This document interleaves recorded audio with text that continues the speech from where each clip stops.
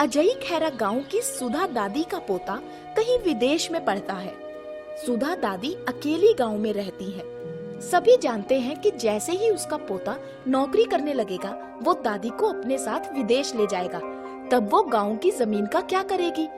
बस यही सोचकर गांव का जमींदार उसकी जमीन पर नजर गड़ाए बैठा था।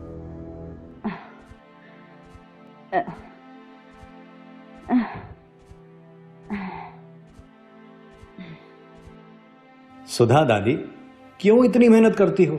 जब तक तुम्हारा पोता विदेश में नौकरी पर नहीं लग जाता, आओ मेरे घर रहो, खाओ पियो मस्त रहो, और ये घर और जमीन मेरे नाम कर दो। मैंने कितनी बार कहा है तुमसे, ये नहीं हो सकता। क्यों नहीं हो सकता?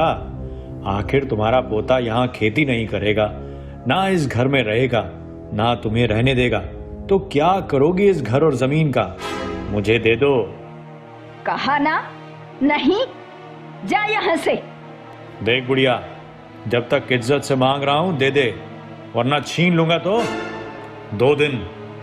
2 दिन का समय देता हूं तुम्हें। अगर 2 दिन में घर और जमीन दोनों 50,000 में मुझे नहीं दिए तो 2 दिन बाद मुफ्त में ले लूंगा। अरे देखकर नहीं चल सकता क्या? इतना सा गट्ठर लेकर फिसल गया। मुझे कह रहा था, खुद देख के चल रहा था ना, फिर कैसे फिसल गया? पता नहीं कैसे भाई, यहाँ कुछ फिसलन सी लग रही है। अरे ये पानी इतना चिकना और चिपचिपा कैसे है? यार मुझे तो ये तेल लगता है। ये तो सुधा दादी के ही आंगन से आ रहा है। सुधा दादी, सुधा दादी! अरे दादी, तेल इतना महंगा है और आपने इतना सारा तेल फेंक दिया। मैं इतना तेल कहाँ से लाऊंगी बेटा?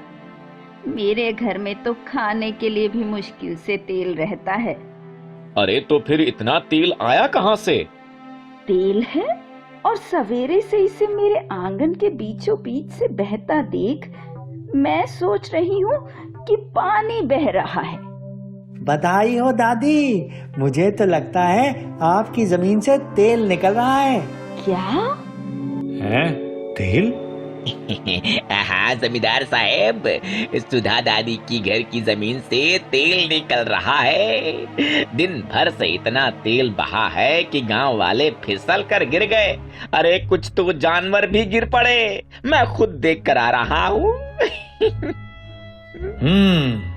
अच्छा, मैंने कहा था 2 दिन में उसकी जमीन पर कब्जा कर लूंगा। लगता है कल ही कब्जा करना पड़ेगा। और दूसरे दिन जमींदार अपने आदमी के साथ सुधा दादी के यहाँ पहुँचता है तो देखता है आंगन के बीचों बीच से तेल निकल रहा है। पास ही खड़ा एक नौजवान सुधा दादी से बात कर रहा है।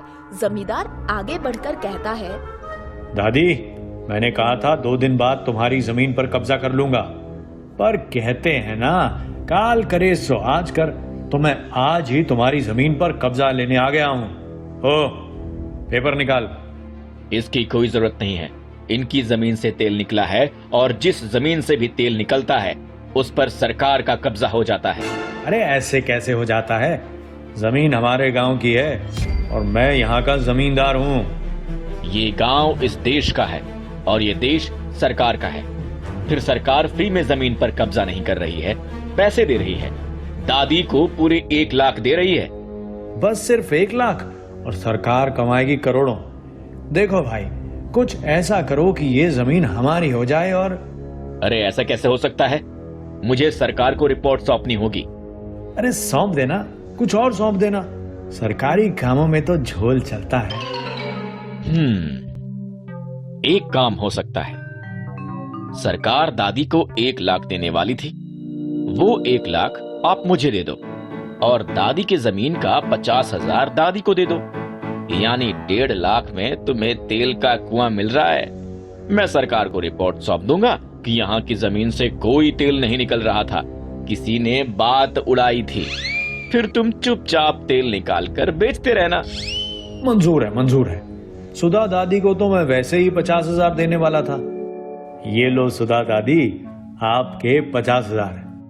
अरे ले लो दादी, वरना मैं रिपोर्ट कर दूंगा तो सरकार कब्जा कर लेगी और ये 50,000 भी नहीं देगी, समझी? अब लाओ मेरा 1 लाख। ये लो। धन्यवाद। अब ये ड्रम भरा तेल भी ले जाओ और कल से ड्रम भर भर के बेचना।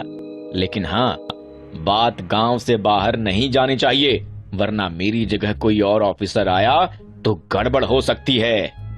वो आप टेंशन मत लीजिए, समझिए अब ये तेल का कुआं चारों तरफ से ढक जाएगा। Okay boss, goodbye. नमस्ते दादी। ए भाई, ये ड्रम मेरे घर पहुंचा देना और दूसरा ड्रम लगा देना।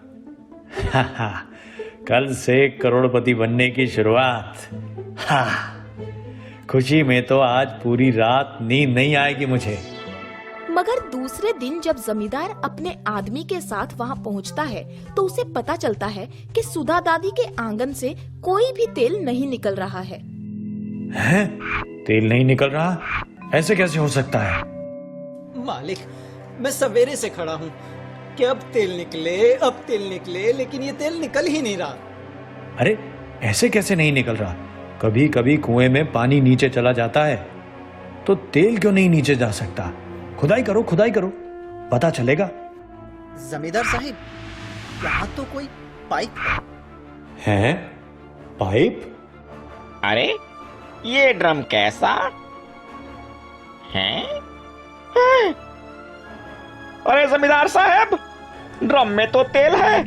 लगता है इसी ड्रम का तेल पाइप से दादी के आंगन में निकल रहा था और हम समझे कि जमीन से निकल रहा है। इसका मतलब वो नौजवान हमें बेवकूफ बना गया। ए बुढ़िया, जो 50,000 उसने तुझे दिलवाए थे वो वापस कर। क्यों वापस करूं? अब तो ये जमीन तुम्हारी है। चुप। 50,000 में ऐसी कचरा जमीन नहीं चाहिए मुझे। 50 वापस कर, वरना। देती हूँ। और सुधा दादी जमींदार के 50,000 रुपए वापस कर देती है। रात को सुधा दादी घर पर सो रही है, तभी वही नौजवान खिड़की से कूदकर अंदर आता है। उसे देखते ही सुधा दादी गुस्सा करती है। तुम बेईमान कहीं के, तुम्हारी वजह से जमींदार मुझसे 50,000 वापस ले गया। अरे ले जाने दो दादी, आपकी जमीन तो आपके पास ही है। अब वो कभी भी आपकी जमीन पर कब्जा करने की कोशिश भी नहीं करेगा। और वो 50,000 रुपए ले गया, ले जाने दो। ये लो उसके बाकी के 1 लाख जो उसने मुझे दिए थे। जमीन भी आपकी और 1 लाख रुपया भी आपका। मैं समझी नहीं। दादी, वो जमींदार मुझे ढूंढता रहेगा मगर पाएगा नहीं, क्योंकि मैं कोई सरकारी ऑफिसर नहीं हूँ, आपके पोते का दोस्त हूँ। विदेश से आया था, आपके पोते ने कहा था कि आपसे मिल लूं। जब मैं आपसे मिलने आया तो मैंने देखा कि जमींदार आपको धमकी दे रहा था। मैंने देखा कि वो आपसे 50,000 की बात कर रहा था। मैंने सोचा कि मैं उससे 1 लाख रुपए लेकर आपको दे दूंगा और आपकी जमीन भी आपकी ही रहेगी। वाह बेटा, आज तुमसे मैंने एक बात सीखी। जिस आदमी को जिस चीज का लालच हो, उसे उसके उसी लालच से मारना चाहिए। हाँ।